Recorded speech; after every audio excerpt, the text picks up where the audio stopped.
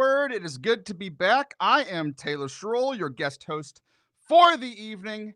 And I always want to know what to say. How do I introduce myself? I'm Catholic. I am a member of Catholic Speakers, and I am very comfortable yelling behind this microphone. I do it for a living over on the Forte Catholic podcast every week. And I do things like interviews. So I have done 197 interviews just for my show. So I was excited whenever Catholic Speakers was like, hey, you've done this once or twice. Do you want to be involved in this? And I said, yes, I do. So it is great to be here. Great. I've enjoyed it over the last few weeks, getting to talk to some of the other great people at Catholic Speakers. And we've got another great guest for you today. Before we get too far into it, though, we do want to thank you who have been watching and enjoying these Inspire Words. We ask that you just continue to share them, to comment, to engage with us. We really appreciate when you guys spend some time with us. We really do love it. We also want to thank our sponsors, Solidarity Health Share, the Catholic Order of Foresters, and the pro-life cell phone company Charity Mobile for supporting inspireWord.com and making all of this possible. So for more information about those amazing organizations, please click the links in the comment section below. Okay, enough of me. That's it. We're going to get to our great guest today. Our guest today is Sister Nancy Usselmann, and she is going to be joining us in 1 second. Boom, there she is. Hey. Sister, how are you? Great. How you doing, Taylor? I'm doing very well. So we had a little discussion right before we went live. It's like, hey, I know one of your sisters. Now I have to clarify, not biological, one of the sisters from your order, Sister Angie Marie. We have run into each other multiple times. So I was like, wait, I've met a lot of this. I've met a lot of the media nuns. Are you one of them? I don't think our paths have crossed until today, but I'm glad that they have. Welcome on to Inspire Word. Thank you so much. It's great to be with you. So whenever I was looking at the list of people that I could speak to, there was people that I knew, like that I've already run into at a conference or just something like that. And then there were other people I was like, I've not spoken to these people, but they seem awesome. So like my whole ministry is all about bringing together Jesus and pop culture. And you've been doing that for longer than I have. So you are the professional at this. And that's what we're going to have a conversation about today. Why don't you talk a little bit about yourself and about the media nuns before we get too much further? Sure, Sarah. Well, as Taylor said, yes, I am Sister Nancy. I've been a daughter of St. Paul for 35 years. I'm the director of the Pauline Center for Media Studies in Los Angeles. And from this center, what we do is we teach on media literacy within the context of faith formation. So we call it media mindfulness.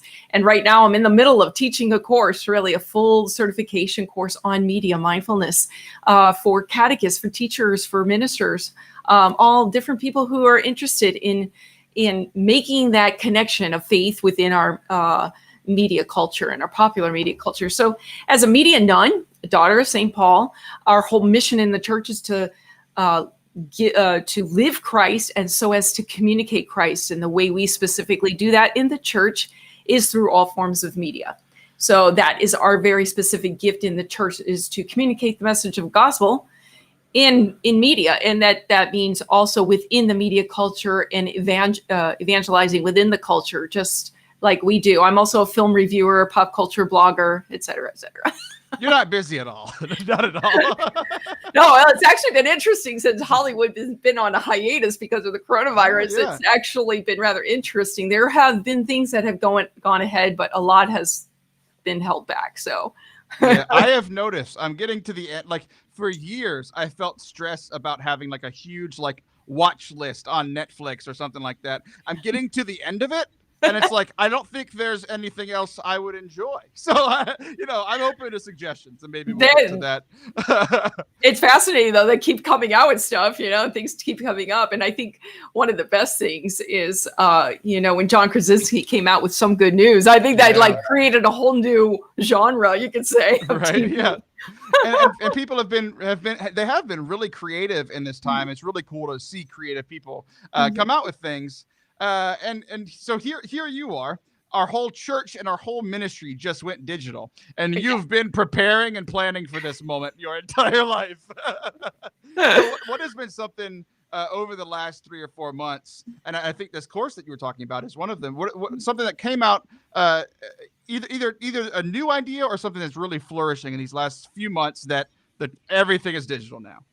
Well, I mean, actually, we used to teach this course in person right here in Los Angeles. Nice. We have a big, room with a big screen TV, and, we do a lot of this teaching in the classroom. And also we also travel a lot. We go to all different parishes, schools, all events, all different dioceses. We travel all over the country. So actually, that was one of the good things about this coronavirus. I didn't have to travel for the last 5 months, which was great. But so I think quickly, we had to move a lot of things online. What we do is also a national film retreat that we do, where we use Cinema Divina as a way of praying with film and the scriptures together. Oh, very clever. And so we call it like after Lectio Divina, praying with the scriptures, we use Cinema Divina, so pray with the film. And usually we do that in person too, but we've had to quickly move everything online. And actually, we just finished that last week. It was a whole week of one film a day. And then we would get together and reflect on it online together with the Cinema Divina format. And people loved it. It was great. And then we got a lot more participants because it is online.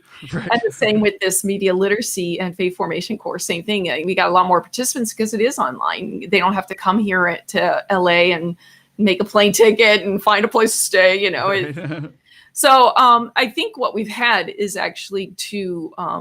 we could adapt quickly. I mean, that's some part of us. Not all of our mission as Daughters of St. Paul was that easily adaptable, because we also are publishers. We do a lot online. We do a lot through social media, but we also have the physical book and media centers all around the country. So a lot of it has changed for us as well to how do we make a presence and be present more online. We offered a lot of live hours of adoration from our chapel here in Los Angeles, which was really nice. 2 times a week, we would have live adoration, and people would join us from all over the world, even the United Arab Emirates, the Philippines, and from Europe, all different places. So it was really a really great experience, I think, for the whole church worldwide to come together. And that's the media nuns for you. You've got the nun side and inviting people into the nun side. Here's the Eucharistic adoration, and obviously using media to invite people in. But I'm really interested. Okay, this is going to sound bad. I was about to say I'm really interested in the movie thing right after I talked about our Eucharistic Lord. That's not what I mean. I'm very interested in Jesus as well. But you mentioned the movies, and I'm trying to think what kind of movies can you pray with? Is it all of them? Is it some of them? So what were some of the best examples of the movies that you really were able to pray with? So what we did last week in our film retreat, we used a lot of all popular films. They're not Christian films. There are popular films. So Beautiful Day in the Neighborhood about Mr. Rogers. Really a great story about forgiveness. Jojo Rabbit, a great story about how we see other people and interact with others who are different than ourselves. Let's see, I'm trying to even think all the movies we watch. We also watched The Two Popes. So obviously that was maybe a more obvious one. Yeah. But The Farewell, a wonderful story by Lulu Wang and with Awkwafina as the star. A great story about a Chinese family. Beautiful thing about how family comes together and how we see family, how we understand that sense of communion as family. I think I can't even remember the other first one, but a lot of we usually pick a theme when we do a film retreat or something like that. And last week's retreat was focused on Pope Francis's World Communications Day message for this year, which was about life creates history. And really how storytelling is an important part of our lives and our culture and our faith, because we learn from stories. Right. And so these were stories that were helping us to go deeper into relationship, our understanding of relationships, mainly through forgiveness and reconciliation and seeing one another as part of a greater community, a greater family. So that's how we approach it. And we always bring a scripture passage in connection with it. No, that's fascinating because the whole like Catholic worldview, like trying to find, what is true, good, and beautiful in these movies or any media that we're interacting or anything really. And it's funny because like how I prepare like for my show is like I'll do media stuff all the time too. But the difference between you and I is that you take it to prayer and I just take it to make a funny little quippy thing on my radio show. So, you're well, I don't always pray with every single film. I mean, I watch a lot of films and a lot of television because I'm a film reviewer. So, and I blog about it. And I'm also doing a TV show with two other Protestant guys on Should Christians Watch about television. And and it's about current television streaming, on anything, on Amazon, on Netflix, on whatever the networks, whatever it is. Apple, and we talk about what are the current shows and what are they something, we don't get to the point where we're saying, you should watch this, you should not watch this. No, that's not what it's about. It's really about how we see it and what do we see, what value do we find in it, but everyone has to make the choice. So we're giving them like how to watch a film or how to watch a TV show rather than what to watch, because each person has to make those decisions for themselves. That's part of discernment. That's part of media mindfulness that we call it. And that, that makes the young man in me from when I was a kid, because there was this thing and it was I think it was two Protestants, maybe three. And they wrote, essentially they were like, they gave it a grade on how Christian it was. And like, if it wasn't a 5 or higher, my mom wouldn't let me watch it. And I'm like, those mean old people telling me that I can't watch this. So here's what I love about what you guys are doing. One, like, as I've grown older, it's like there are certain things that I can watch that other Catholics don't feel comfortable, and vice versa. It's just different how different people are. Right. And like, I don't do horror. I cannot do horror because it just messes with me psychologically, spiritually. But other people, like other Catholics love it because spiritual warfare and that kind of thing. It's like, okay, fine. It can be good for some people, not others. We actually did a class on Are Horror Films Catholic? They might be. Maybe that's why I don't like them. I'm just kidding. But I think just stuff from me being young and like just some pretty negative experiences around it. Sure. It's just not something that strikes for me. But I a lot of my other Catholic friends really appreciate it and see good triumphing over evil and fear and all those things. So that stuff is good. So we're so here's I'm interested in your work, but I think I'm more interested in how that work gets done. So here are these two Protestants, and then a nun walks in. What is that working relationship like on the side? This was a TV show that was supposed to start in studio, but boom, the coronavirus hit, and so we went live. So we're doing it live, streaming it, and so we've already done 6 episodes, and so the name of the show is called Should Christians Watch, and you can find it, on social media, but it's kind of quirky, funny, and so it's the nun, the professor, and the TV writer, and obviously I'm the nun. So anyway, but it's a lot of fun, and I think it's just we have all different perspectives. Being Dean Batali, he's the TV writer. He's written for many shows. Has been a showrunner for many years in Hollywood. And then you have Dr. Cutter Calloway from Fuller Theological Seminary, been teaching on theology and film for years. Actually, he was my professor because I went to Fuller. And then you have a nun who's, I write on theology and pop culture. I have a book on theology and pop culture. So I think we have this really interesting interaction, and we don't always agree, let me tell you. I can't hear you. Sorry, Taylor. I didn't see that coming. Okay. No, yeah. Very nice. Very nice. Well, so here's the thing. There's something going on our end where I couldn't see any of the comments. So I've just been ignoring people. We have people watching, which I couldn't see. We've got our mutual friend, Sister Angie Marie, in the chat. Hello. We've got Andy Shaggy Cordy. Hello. If any of you guys have any questions for Sister, be sure to send them our way. But okay, so we talked about me as a kid. I want to talk. I have a couple questions about you as a kid. So where did Okay. this all start? So did you fall in love with media or Jesus first? Is the first question. And yeah, but really, where did this love for the media and this love for obviously Jesus, because you gave your life to him, where did all that start? Sure. Well, I grew up Catholic. I was a cradle Catholic. My parents were very faithful Catholics. Went to church. You know, we prayed together. We prayed the Rosary as a family. I grew up in St. Louis, Missouri, a very Catholic town. If anybody's heard, it's called the Rome of the West. And you know why it's called the Rome of the West? Do you know why? Because the Pope lives there? No. No. Because there were over 300 religious mother houses and religious orders who are present in the St. Louis area. Yeah, so it's considered the Rome of the West, probably because it's central to the country, and so a lot of religious orders established their presence there. And so we knew many nuns. I knew a lot of different nuns, and you know, I have a few older sisters, and then I have a whole bunch of cousins, and we're all around the same age. And so we'd go to these events. We'll go like to the Carmelites for their novena, and then we go to Benedictines, and then the Missionaries of Charity, and they'd all see all these young women. They'd be like, "Oh, don't you want to become a nun, a sister?" And I'd be like, "Oh, no, sister, no."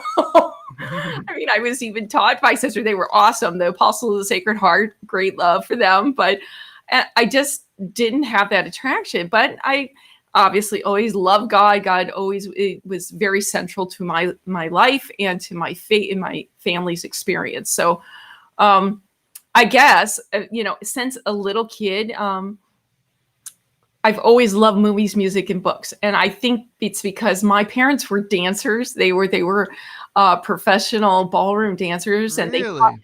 that's how they met. But then they taught it on the side for years while I was growing up.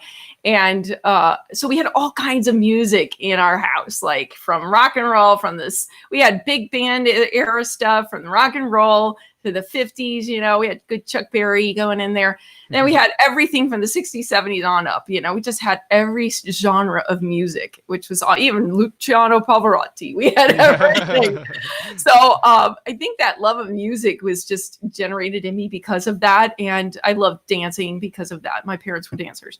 But I think I just loved movies, and I learned, I can't believe I watched that much TV as a kid, but I did, because I watched all these old movies on TV on Saturday afternoons. I mean, I was big into sports and everything, so I wasn't like just laying around all the time, but I just soaked up every movie that I could get my hands on. And I think that's where it came from. So anyway, long story short, but as a teenager, one of my cousins walked into the Pauline Book and Media Center in downtown St. Louis, saw that it was run by nuns. And so they, of course, see a young woman. They're like, "Oh, did you ever think about becoming a sister?" So she said, "Well, yes, yeah." And so they invited her to a retreat day. So this cousin of mine, she always thought about becoming a sister. I was like, always, no, that's not for me. I have like my vision of what I want to do, that wasn't a part of it.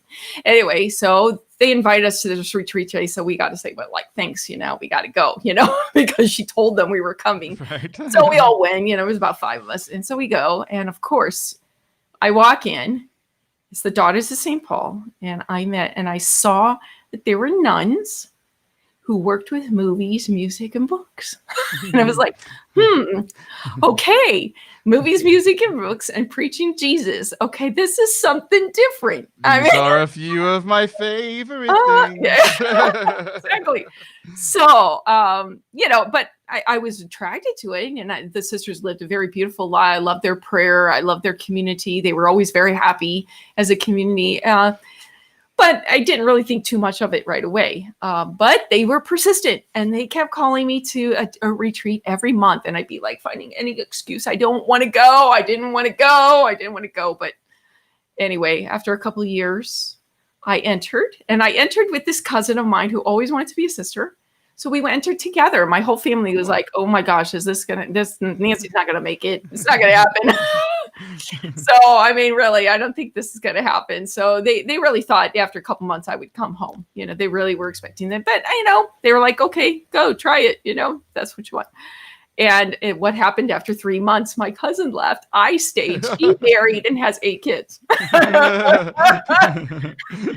I'm the one still here, 5 years later. So you win, I think. I think if we were playing a game, I think you won. Well, I don't know. She's got an amazing family. That's great. That's great. That's tremendous. I actually got to spend some time in St. Louis last year, and got to work in some of the parishes for a mission trip, that sort of thing. And we have some people in the comments that have some family there as well. So great connection there to St. Louis. So whenever you travel, or now whenever traveling isn't a thing, hopefully it will be soon. And if you would like, when traveling becomes a thing again, you'd like Sister Nancy to come to your parish, obviously go find her page on Catholic Speakers and do that, because she's amazing and I already love her. And we met 24 minutes ago. So when you do travel, and some of your big topics that you talk on are obviously things about media, right? Yes. So one of them is living virtuously through social media. Yes. And social media has always been a place where people can go awry. Mm-hmm. And then the added stress of the last 4 or 5 months has made it a little worse. And by a little, I mean I can't stretch my arms long enough.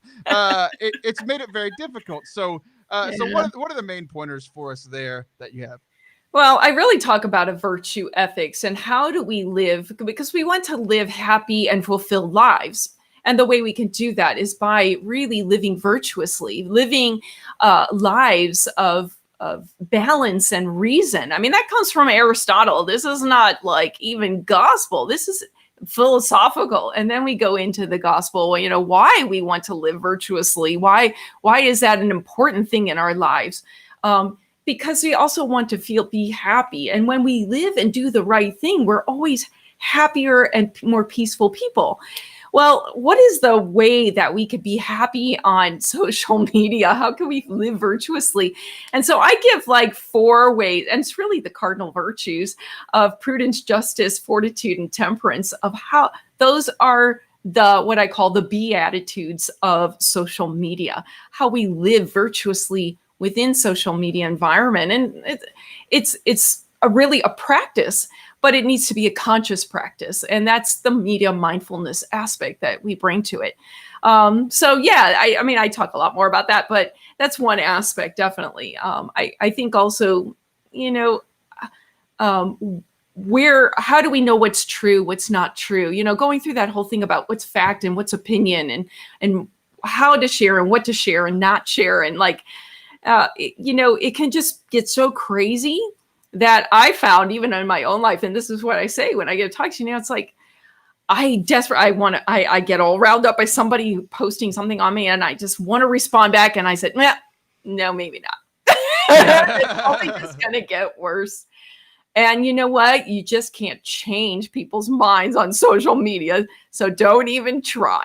I gave that up years ago. No, that's it. So it's like, but we have to develop virtuous living is a practice. It's like a constant living of discernment skills in our lives. And discernment's something we're learned. It's learned. It's not what we're born with. So it takes time and it takes practice. I love your take. How do you live virtuously online? Live virtuously. That's I give a lot more info when I give a talk, but Sure. But I love just this like reminding us it's there's not some special trick, right? It's just live virtually and apply it. Then now the digital space is different and you go into that, but it's like what do you need? You need the 4 cardinal virtues. Like just let's start there, guys. Living the gospel. And what does Jesus say? I mean, hello, we have it right there in the Beatitudes too, So yeah, we've got a couple of questions that leads right into another question that I have for you. One of the people in the comments is a friend of mine, Andy, who is a comic book writer. So he's Catholic and he's really into media as well. So he says, what are your thoughts on films like The Man of Steel and The Matrix, where there are very obvious theological overtones, but also some things that don't agree with our faith? How do you approach movies like that? Well, I'm going to say that these films are not made to be theology books. Right. So, exactly. And I think this when you look at film and anything, television, music too, it's an art. It's an art, and art is going to delve deeper into the realities of what it means to be human. And they're going to pull out elements of it. It's not going to be a perfect view of what it means to be human, but it's going to bring out like a little element of it. I don't know if you've seen yes, like in Matrix and stuff. So there's like symbolic things that you can draw out that can have some relationship to Christianity. But there's other films that have nothing religious about them, but they get us to look deeper at the needs of humanity. I don't know if you've seen the film Greyhound. It was on Apple TV Plus. It was a great story about a captain during World War II. And it just, he had such integrity. And that is like something we can look at. Why would somebody have such great integrity that they can make decisions like that, not just so they can blow up the enemy? Because even when he did, he was saying, there was 50 souls on board. He felt that they're human beings just like us. He had such a profound sense of humanity. So I think we can draw elements out of it, but it's not going to be like it's all laid out there for us. But I think as Catholics, we have a very sacramental imagination, you could say. So because we have the sacraments with the symbols and signs, the tangible, the concrete, we can actually draw that out of a lot of the art in popular culture. And it provides a greater and deeper meaning, whether the director is aware of it or not. Yeah. Because truth is written on all of our hearts. Exactly. So even people who, there's the whole spectrum of people who are completely in line with the church and completely against, and there's a whole spectrum all the way. And it's just that whole idea of testing everything and retaining what is good. Right. I can watch things like, I don't agree with that, but it's like, media reflects reality. There are people in real life I don't agree with as well. So like, exactly. why would it bother me to watch this movie if I had that same conversation with the person at the gym today? So it's very strange. And it's art. It's not that there's no direct correlation to like, I watch the art and therefore I act on. No. I mean, that doesn't happen when you actually go to a museum and you see a piece of art on the wall. That's not, we bring who we are to it, and we engage with art, just like the art of popular culture. We engage with it. But as Catholics, what we can do is engage with it with our values and our gospel values. So we ask those questions. What Christian values does it support or ignore? What is really happening in here? How is the human person represented? Is there human dignity present in there? That's very Catholic. Right. Yeah. And that's what we bring to it. That's what's most important. This is what we talk about. This is what I teach about. This is what I bring about in every aspect of media, that we talk about. And we give retreats besides on it, so we can bring a whole spiritual element to it as well. That's beautiful. See, if you want to have a sister come out with maybe even some of her other sisters to do a retreat, you can book that at Catholic Speakers. We have one last question before we come to an end this evening, and it comes from Donna. She says, how often do you take social media breaks? And if you take them, how long are they? Well, I'm not on social media continuously. I do work before a screen all day long because that's what I do. I'm writing reviews and posting things, but I have noticed that is important, and actually I'm writing a book about this, so stay tuned for the future. It's gonna, I don't know, it's coming together right now, but it is about like fasting the media. But what does that mean for us? It doesn't mean just removing it altogether, but it's how do we remove that thing or how do we understand that one element or that one social media feed that's causing us to be obsessed with it. Right. And sometimes that means removing that app from your phone, or it means just being conscious to say, oh, I'm not going to go reach for my phone right now, to fill in time. So yeah, I've done that and I practice that. I do that. Sometimes I go, to make sure a certain time in the evening to the time in the morning, I don't, reach for my phone. there's certain ways that we can do that for ourselves, and each person is different. But stay tuned. I have a book coming out about this. I think it should be really an intriguing conversation. Well, yeah, no, it's perfect that the last question, it was a perfect segue into talking about that. You can also check out your book on becoming cultural mystics that has been out for a little while. And but yeah, I mean, again, if you're watching this and you fell in love with Sister as much as I did, you can invite her to your parish, or any church event, anything that you have in mind. Go find her on Catholic Speakers, Sister Nancy. Sister Nancy, thanks so much for spending some time with me here this evening. You're welcome. Great. Thanks so much. It's great to be with you, Taylor. Thank you so much. Oh, yeah, absolutely. So, guys, thank you for watching. Please go to inspireword.com to see many other conversations and great guests like Sister. We will be back next week with another great lineup. And as always, please click that like, subscribe, follow button at Catholic Speakers on social media to receive notification. Guys, God bless, and